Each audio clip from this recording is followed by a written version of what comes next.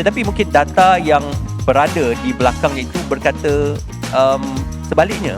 Jadi bagaimana kita nak memastikan agar pembuat dasar ini kekal setia kepada data dalam proses membuat keputusan?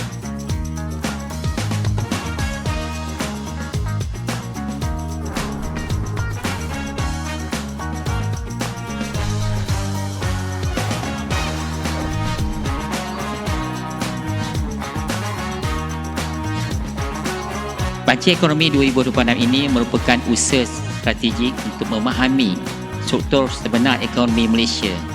Menunjukkan bahawa ekonomi kita berkembang pada paras 5.2% untuk tahun 2025, iaitu lebih daripada sasaran awal iaitu 4 hingga 4.8%.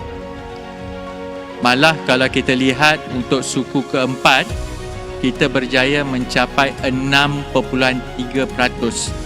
Sudah pasti ada faktor-faktor yang menyumbangkan pencapaian yang agak baik. Dan pastinya ultimatenya untuk menggerakkan ekonomi kita ke hadapan untuk kemajuan.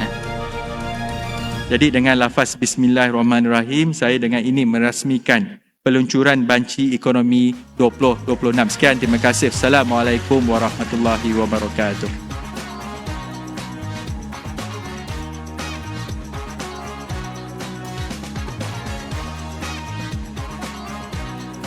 Thank you.